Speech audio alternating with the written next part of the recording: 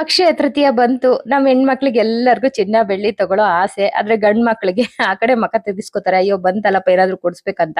ಅದಕ್ಕಿಂತನೂ ಚಿನ್ನ ಬೆಳ್ಳಿಗಿಂತನೂ ಇಂಪಾರ್ಟೆಂಟ್ ಆಗಿರೋ ಕೆಲವೊಂದು ವಸ್ತುಗಳನ್ನ, ಲಕ್ಷ್ಮಿಗೆ ಇಷ್ಟ ಆಗಿರೋ ವಸ್ತುಗಳನ್ನ ತಂದು ಮನೇಲಿ ಪೂಜೆ ಮಾಡೋದ್ರಿಂದ ತುಂಬಾನೇ ಮನೆಗೆ ಒಳ್ಳೇದು ಆಯ್ತಾ.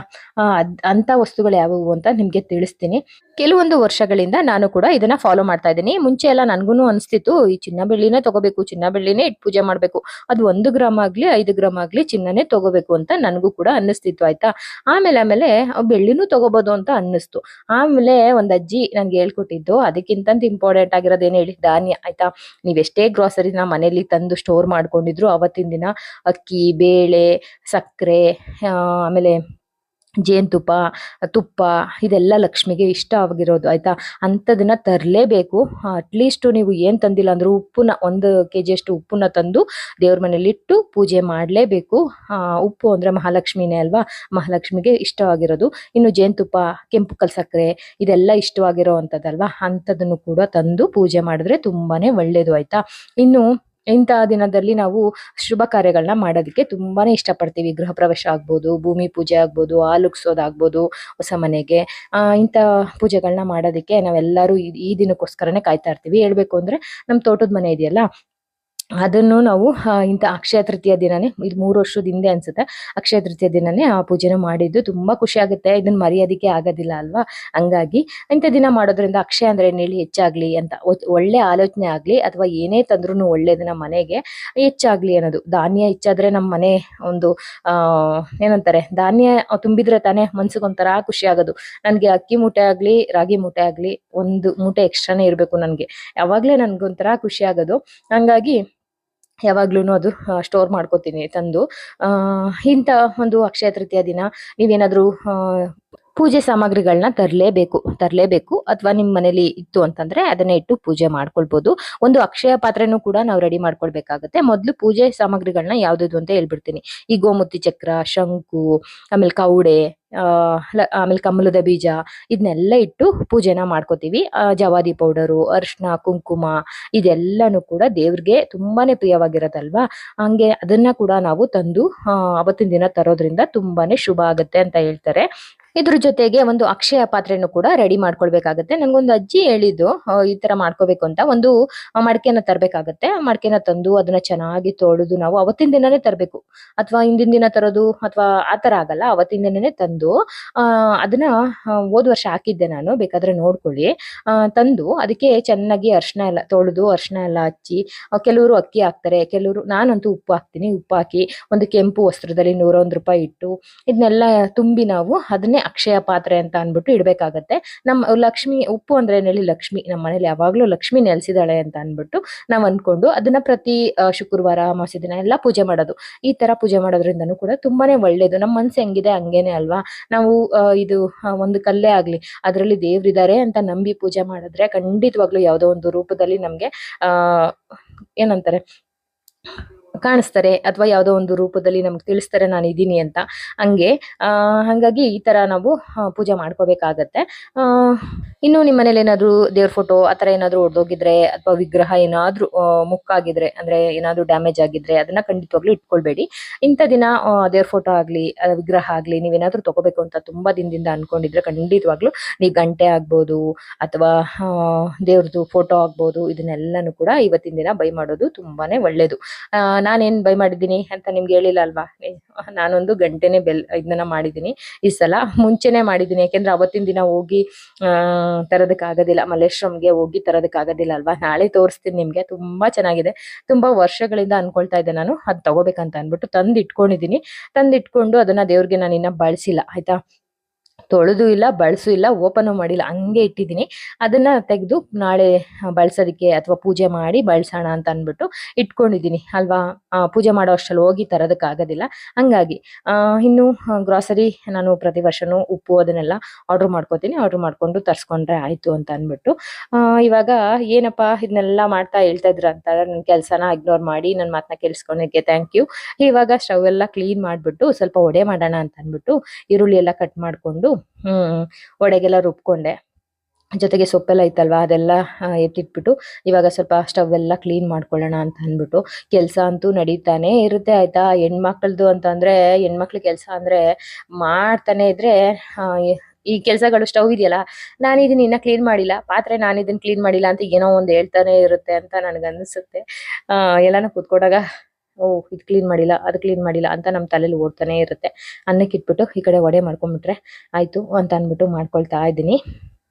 ಇನ್ನು ಸಂಜೆ ಆಗ್ತಿದ್ದಂಗೆನೆ ಈ ತರ ದೀಪನ ಅಂಟಿಸಿ ಅದ್ರ ಮೇಲ್ಗಡೆ ಸ್ವಲ್ಪ ನೀರ್ನ ಹಾಕಿ ಆಮೇಲೆ ಎಸೆನ್ಷಿಯಲ್ ಆಯಿಲ್ ಯಾವ್ದು ಬೇಕೋ ಅದನ್ನ ಹಾಕೊಳ್ಬೋದು. ಇದು ತುಂಬಾ ವೆರೈಟಿನಲ್ಲಿ ಸಿಗುತ್ತೆ ನಿಮ್ಗೆ.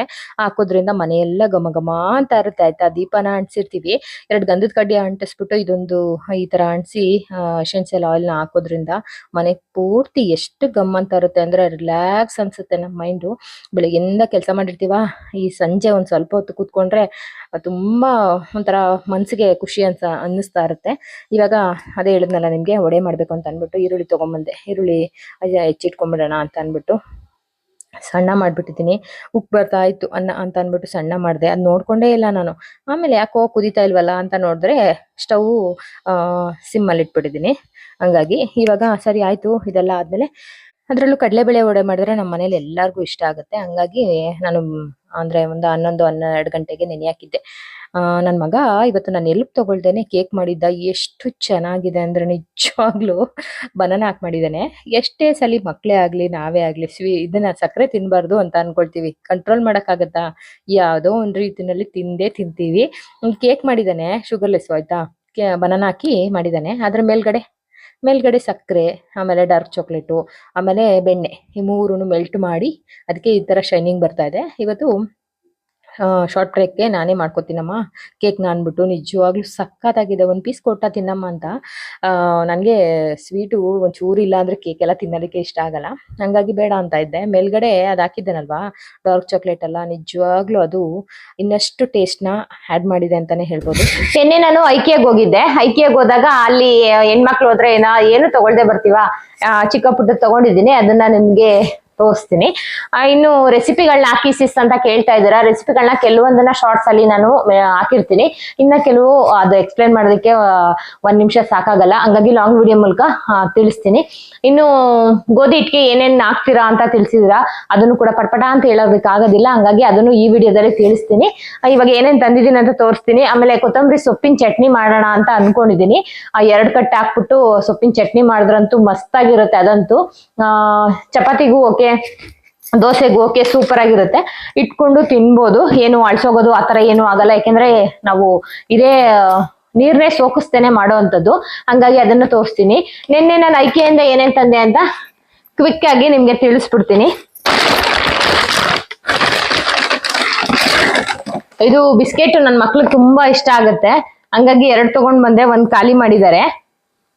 ಹನಿ ಅಂಡ್ ಓಟ್ಸ್ ಇದು ಕುಕೀಸು ತುಂಬಾ ಇಷ್ಟ ಆಗುತ್ತೆ ನನ್ನ ಮಕ್ಳಿಗೆ. ಒಂದು ಚಾಕ್ ಬೇಕಿತ್ತು, ಹಂಗಾಗಿ ಚಾಕ್ ತಗೊಂಡ್ ಬಂದೆ. ಒಂದು ಚಾಕ್ ಇದೇ ತರ ಇತ್ತು ನನ್ನ ಹತ್ರ, ಲಾಸ್ಟ್ ಟೈಮ್ ಹೋದಾಗ ತಗೊಂಡ್ ಬಂದಿದ್ದು. ಅದನ್ನ ಬಸ್ಸಿನ್ಗೆ ಹೇಳಿದ್ದೆ ನಾನು, ಸ್ವಲ್ಪ ಶಾರ್ಪ್ ಮಾಡಿಸ್ಕೊಂಬ ಅಂತ ಅಂದ್ಬಿಟ್ಟು. ಅವನು ಡಿಕ್ಕಿಲಿಟ್ಟು ಅದು ಎಲ್ಲಿ ಏನ್ ಮಾಡಿದ್ನೋ ಗೊತ್ತಿಲ್ಲ, ಆ ಚಾಕುನ ವಾಪಸ್ಸೇ ತರ್ಲಿಲ್ಲ. ಹಂಗಾಗಿ ಬೇಕಿತ್ತು ಇದೊಂದು ಅಂತ ಅಂದ್ಬಿಟ್ಟು ಒಂದು ಚಾಕು ತಗೊಂಡೆ. ಚೆನ್ನಾಗಿರುತ್ತೆ ಅಲ್ಲಿ. ಸ್ವಲ್ಪ ನೋಡ್ಕೊಂಡು ತಗೋಬೇಕಾಗುತ್ತೆ. ಯಾವಾಗ್ಲೂ ಆಫರ್ ಅದು ಇದು ಅಂತ ಇರುತ್ತೆ, ಆದ್ರೆ ನಮ್ಗೆ ಏನ್ ಬೇಕು ಏನ್ ಬೇಡ ಅಂತ ನೋಡ್ಕೊಂಡು ತಗೋಬೇಕಾಗತ್ತೆ. ಒಂದ್ ಚಾಕು ತಗೊಂಡೆ. ಆಮೇಲೆ ಒಂದು ಬ್ರಷ್ ಬೇಕಿತ್ತು, ಅದೊಂದು ಬ್ರಷ್ ತಗೊಂಡೆ. ಇದ್ಯಾವ ತರ ಅಂತಂದ್ರೆ ಈ ತರ ಇರುತ್ತೆ. ಇದನ್ನ ಎಲ್ಲ ಕ್ಲೀನ್ ಮಾಡಾದ್ಮೇಲೆ ಈ ತರ ಹಾಕೋದು ಅಷ್ಟೇನೆ.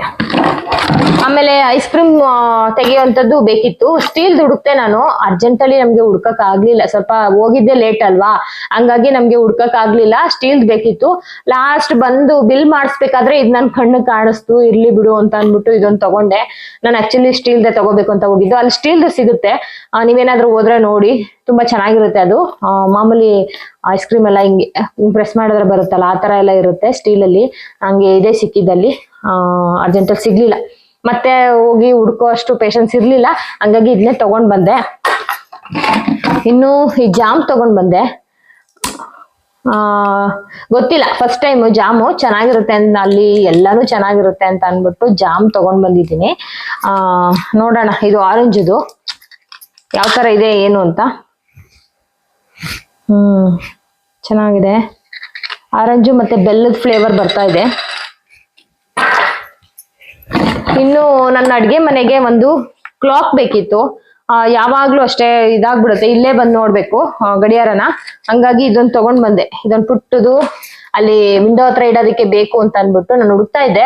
ಅಲ್ಲಿ ನೋಡಿದ ತಕ್ಷಣ ತಗೊಳ್ಳ ಬೇಡವಾ ಅಂತ 2 ಮನಸ್ಸಿಂದ ತಗೊಂಡಿದ್ದು. ಇದೊಂದು ಪುಟ್ಟು ಕ್ಲಾಕು. ಇದಕ್ಕೆ ಶೆಲ್ ಹಾಕಿಲ್ಲ, ಇನ್ನ ಹಾಕ್ಬೇಕು.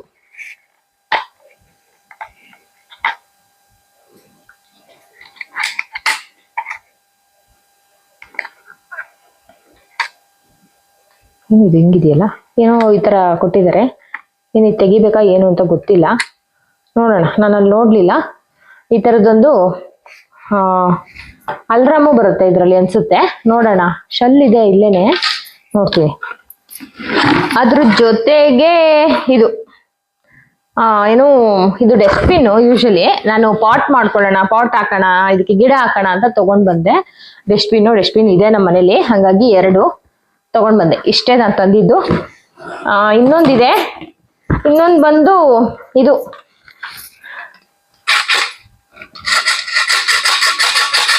ಇದೇನು ಅಂತಂದ್ರೆ ಜರಡಿ. ಯಾಕೆಂತಂದ್ರೆ ಮೀಶೋದಲ್ಲಿ ನೋಡಿದ್ದೆ ನಾನು, ಇದೊಂದು ಬೇಕಿತ್ತು. ಆದ್ರೆ ಒಂದೊಂದ್ಸಲಿ ಏನಾಗುತ್ತೆ, ಎಲ್ಲ ಹಿಂಗ್ ಆಡ್ಬೇಕಾದ್ರೆ ಜರಡಿನ ಎಷ್ಟೊಂದು ಎಲ್ಲಾನು ಜಡಿ ಬಳಸ್ತೀವಲ್ವಾ, ಆಡ್ಬೇಕಾದ್ರೆ ಆ ಕಡೆ ಈ ಕಡೆ ಚೆಲ್ಲೋಗ್ಬಿಡುತ್ತೆ. ಹಂಗಾಗಿ ಇದೊಂದು ಬೇಕು ಅಂತ ಹುಡುಕ್ತಾ ಇದ್ದೆ. ಇನ್ನೇನು ಮೀಶೋದಲ್ಲಿ ಆರ್ಡರ್ ಮಾಡ್ಕೊಳ್ಳೋಣ, ನೋಡೋಣ. ನಾನು ಒಂದೇ ಸಲ 1 ತಿಂಗಳಲ್ಲಿ ಎಲ್ಲಾನು ಮಾಡ್ಕೊಳ್ಳಲ್ಲ ನಾನು. ನನ್ಗೆ 1 ತಿಂಗಳಲ್ಲಿ ಇದು ಅಂತ ನೋಡಿ ಮಾಡ್ಕೊಳ್ಳೋಣ ಅಂತ ಇದ್ದೆ. ಹೋಗಿದ್ನಲ್ವಾ, ತುಂಬಾ ಚೆನ್ನಾಗಿತ್ತು, ಕ್ವಾಲಿಟಿನೂ ತುಂಬಾ ಚೆನ್ನಾಗಿದೆ. ಆಮೇಲೆ ನಮ್ ದೀಪು ಮೀಶೋದಲ್ಲೂ ಕೂಡ ನೋಡಿದ್ಲು, ಸೇಮ್ ಪ್ರೈಸ್ 20 ರೂಪಾಯಿ ಎಕ್ಸ್ಟ್ರಾ ಇತ್ತು ಅಷ್ಟೇನೆ.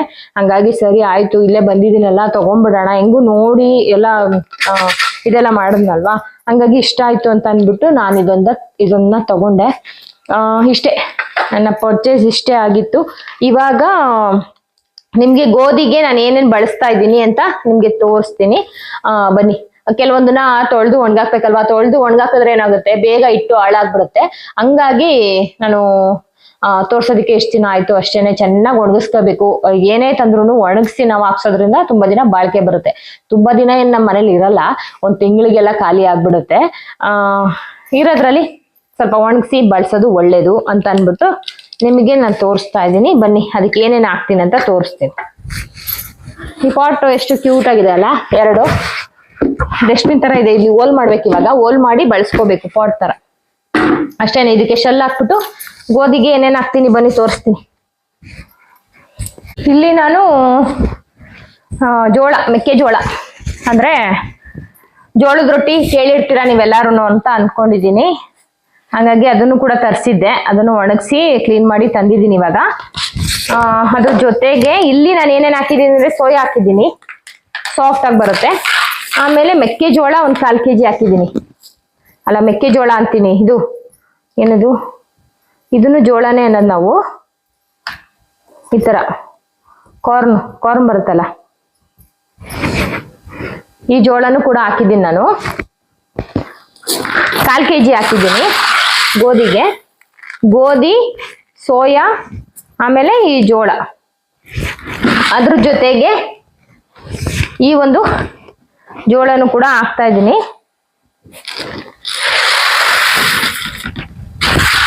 ನೆಕ್ಸ್ಟ್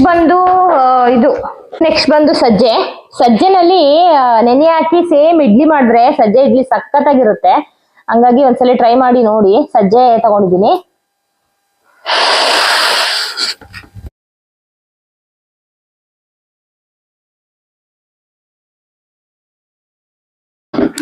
ರಾಗಿ ಹಾಕ್ಬೇಕಾಯ್ತು. ರಾಗಿ ಏನ ಇದಿಲ್ಲ, ಯಾಕೆಂದ್ರೆ ರಾಗಿ ಮಾಲ್ಟೆ ಮಾಡಿರೋದ್ರಿಂದ ರಾಗಿನ ಚಪಾತಿಗೆ ಹಾಕಿಲ್ಲ ನಾನು. ಸ್ವಲ್ಪ ಕಡಲೆಬೇಳೆ ಹಾಕೋತೀನಿ, ಟೇಸ್ಟ್ ಚೆನ್ನಾಗಿರುತ್ತೆ ಅಂತ ಅಷ್ಟೇ. 1/4 kg ಕಮ್ಮಿನೇ ಇದೆ. ಇಷ್ಟೇನೆ. ಇದ್ರಲ್ಲಿ ನಾನು ಹಾಕಿರೋದು ಗೋಧಿ, ಸೋಯಾ, ಆಮೇಲೆ ಕಡಲೆಬೇಳೆ, ಆಮೇಲೆ ಜೋಳ, ಮುಸ್ಕಿನ ಜೋಳ, ಆಮೇಲೆ ಸಜ್ಜೆ, ಕಡಲೆಬೇಳೆ, ಇಷ್ಟೇನೆ ಹಾಕಿರೋದು. ಇದನ್ನ ಸ್ವಲ್ಪ ಒಂದಿನ ಬಿಸಿಲಲ್ಲಿ ಒಣಗಾಕ್ತೀನಿ. ಬಿಸಿಲಲ್ಲಿ ಎಲ್ಲಾನು ಮಿಕ್ಸ್ ಮಾಡಿ ಒಣಗಾಕಿ ಆಮೇಲೆ ಹಾಕ್ಸ್ಕೊಂಡು ಬರ್ತೀನಿ. ಇಷ್ಟೇನೆ. ಹಾಕ್ಸ್ಕೊಂಡ್ ಬಂದು ಹಿಟ್ಟು ಹೆಂಗಾಯ್ತು ಮತ್ತೆ ಚಪಾತಿ ಹೆಂಗಾಯ್ತು ಅಂತ ನಿಮ್ಗೆ ತೋರ್ಸ್ಬಿಟ್ಟು ಆಮೇಲೆನೆ ವಿಡಿಯೋನ ಹಾಕ್ತೀನಿ ಆಯ್ತಾ. ಸುಮ್ನೆ ಇಷ್ಟು ಮಾತ್ರ ತೋರ್ಸಿದ್ರೆ ನಂಗೆ ಅಷ್ಟು ಇದಾಗಲ್ಲ. ನಿಮ್ಗೆ ಯಾವ ತರ ಚಪಾತಿ ಬಂದಿದೆ ಅಂತ ತೋರ್ಸಿದ್ರೆ ನನ್ಗೆ ಸಮಾಧಾನ ಆಗೋದು. ಹಂಗಾಗಿ ಚಪಾತಿ ಮಾಡಿ ಆದ್ಮೇಲೆನೆ ಈ ವಿಡಿಯೋನ ಅಪ್ಲೋಡ್ ಮಾಡ್ತೀನಿ, ಓಕೆನಾ. ಇದನ್ನ ಒಣಗಾಕೋದಕ್ಕೆ ಇವಾಗ ಒಂದ್ ಚೀಲ ಕಟ್ ಮಾಡ್ಕೋತೀನಿ. ಚೀಲ ತಂದ್ರೆ ಬಿಸಾಕಕ್ ಹೋಗ್ಬೇಡಿ, ಈ ತರ ಒಣಗಾಕೋದಕ್ಕೆ ಎಲ್ಲದಕ್ಕೂ ಕೂಡ ತುಂಬಾ ಯೂಸ್ ಆಗುತ್ತೆ. ಹಂಗಾಗಿ ಇದನ್ನ ಕಟ್ ಮಾಡ್ಕೊಂಡು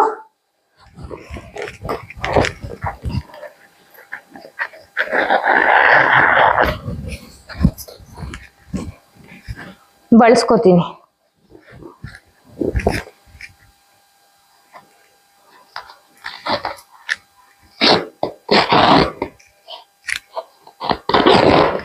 ಇವಾಗ ನಾನಿಲ್ಲಿ ಮೆಂತ್ಯನ ಹಾಕೋತಾ ಇದ್ದೀನಿ 1 ಸ್ಪೂನ್ ಅಷ್ಟು.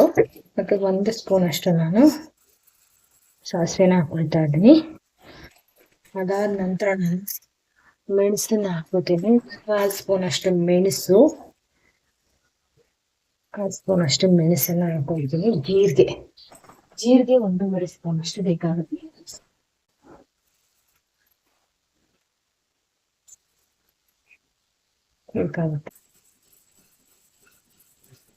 ಇದಂತೂ ಎಷ್ಟು ಚೆನ್ನಾಗಿರುತ್ತೆ ಅಂತ ಅಂದ್ರೆ ಇದನ್ನ ಎಲ್ಲೂ ಸೀದೋಗಕ್ಕೆ ಬಿಡಬಾರ್ದು.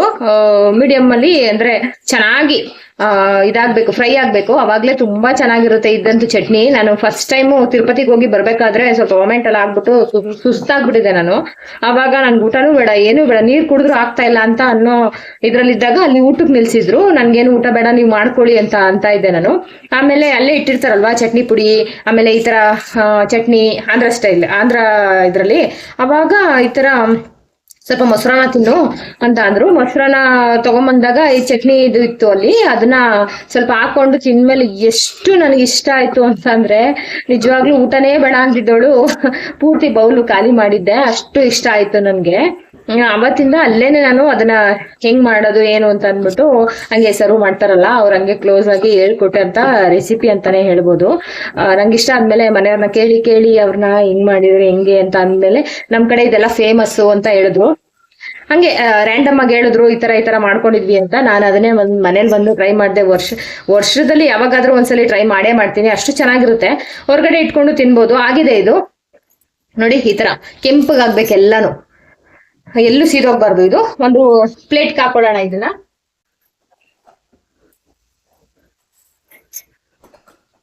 ನಂತರ ಒಂದೇ ಒಂದು ಸ್ವಲ್ಪ ಎಣ್ಣೆ ಹಾಕೊಂಡು ಒಣಮೆಣಸಿನಕಾಯಿ ಸ್ವಲ್ಪ ಎಕ್ಸ್ಟ್ರಾನೇ ಹಾಕ್ಬೇಕಾಗತ್ತೆ, ಯಾಕೆಂದ್ರೆ ಸ್ವಲ್ಪ ಖಾರವಾಗಿರ್ಬೇಕು ಚಟ್ನಿ ಅಲ್ವಾ. ಅನ್ನಕ್ಕೂ ಚೆನ್ನಾಗಿರುತ್ತೆ, ಚಪಾತಿಗೂ ಚೆನ್ನಾಗಿರುತ್ತೆ, ತುಂಬಾನೇ ಚೆನ್ನಾಗಿರುತ್ತೆ. ಹಂಗೆ ಸ್ಟಾರ್ಟ್ ಆದಂತ ಈ ಒಂದು ಚಟ್ನಿ ರೆಸಿಪಿ ಅಂತ ಹೇಳ್ಬೋದು, ಯಾಕೆಂದ್ರೆ ಅಷ್ಟು ಚೆನ್ನಾಗಿರುತ್ತೆ ಇದು. ಹೊರಗಡೆ ಇಟ್ಕೊಂಡು ಒಂದ್ ವಾರದ ತನಕ ನೀವು ಯಾವ್ದೇ ರೀತಿ ಟೆನ್ಷನ್ ಇದನ್ನೇನೋ ಸಾಂಬಾರ್ ಕಮ್ಮಿ ಇತ್ತು ಅಂದ್ರೂ ಇದನ್ನ ಮಾಡ್ಕೊಳ್ಬಹುದು, ಅಥವಾ ಏನೋ ಬಾಯಿ ಕೆಟ್ಟೋಗಿದೆ ಅಂತಂದ್ರೂ ಇದನ್ನ ಮಾಡ್ಕೊಳ್ಬಹುದು. ಸಖತ್ತಾಗಿರುತ್ತೆ ಇದಂತೂ ಟೇಸ್ಟು. ಸ್ವಲ್ಪ ಒಣಮೆಣಸಿನಕಾಯಿನ ಜಾಸ್ತಿನೇ ಹಾಕಿ ಮಾಡ್ಕೋಬೇಕು, ಖಾರವಾಗಿ ಇರ್ಬೇಕಲ್ವಾ. ಹಂಗಾಗಿ ಒಂದೇ ಒಂದು ಡ್ರಾಪು ಎಣ್ಣೆ ಹಾಕ್ತೀನಿ. ಇದು ಚೆನ್ನಾಗಿದೆ ಈ ತರ ಸ್ಪ್ರೇ ಬಾಟ್ಲು, ಇಷ್ಟ ಆಯ್ತು ನಂಗೆ.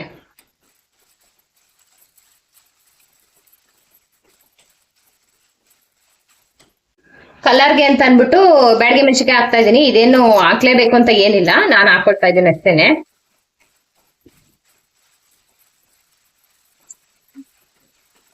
ಇದನ್ನು ಅಷ್ಟೇ ಚೆನ್ನಾಗಿ ಹುರ್ಕೊಳ್ಬೇಕು.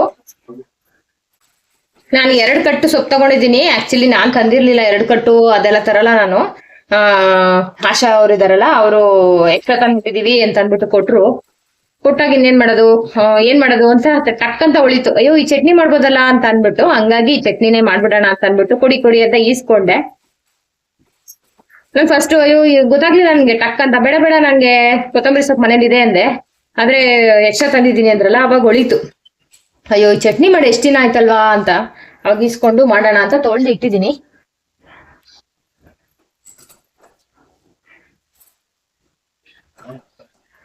ಇದ್ರ ಜೊತೆಗೆ ಸ್ವಲ್ಪ ಎಣ್ಣೆನ ಹಾಕೊಳ್ಬೇಕು.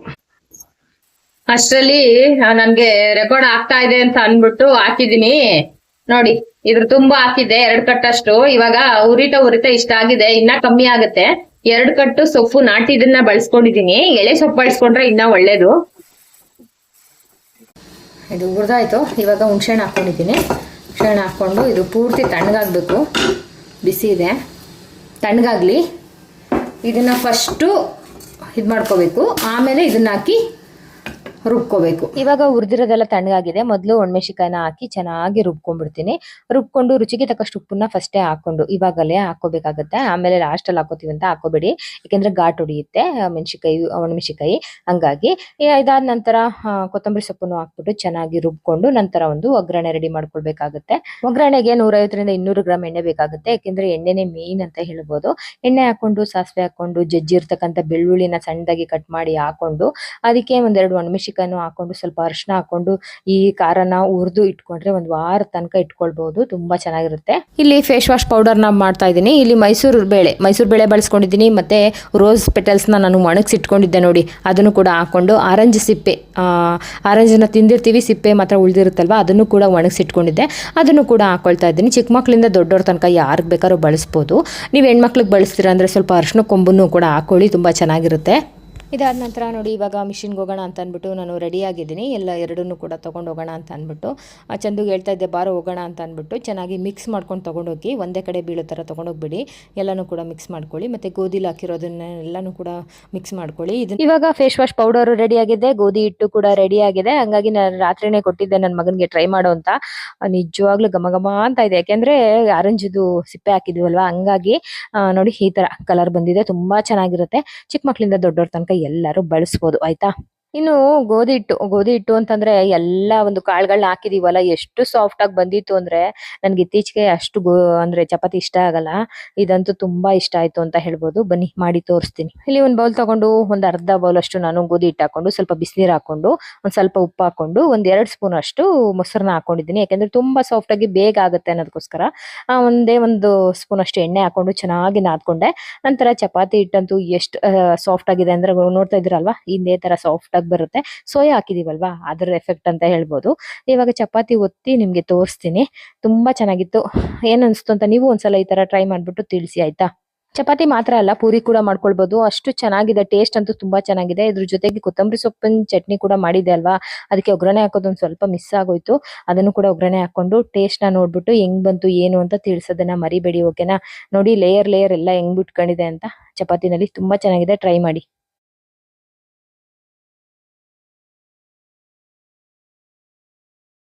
ಈಗ ಚಪಾತಿ ಜೊತೆಗೆ ಸ್ವಲ್ಪ ಖಾರ ಇತ್ತು ಅಂತ ಹೇಳಿದ್ನಲ್ಲ, ಕೊತ್ತಂಬರಿ ಸೊಪ್ಪಿಂದು ಎಷ್ಟು ಚೆನ್ನಾಗಿತ್ತಂದ್ರೆ ಅಷ್ಟು ಸೂಪರ್ ಇಷ್ಟ ಆಯ್ತು. ನನ್ನ ಮಗನಿಗೂ ಇಷ್ಟ ಆಯ್ತು, ನನಗೂ ಇಷ್ಟ ಆಯ್ತು. ಅನ್ನದ ಜೊತೆಗೂ ತುಂಬಾ ಚೆನ್ನಾಗಿರುತ್ತೆ. ಒಂದ್ಸಲಿ ಟ್ರೈ ಮಾಡಿ, ಓಕೆನಾ. Thank you.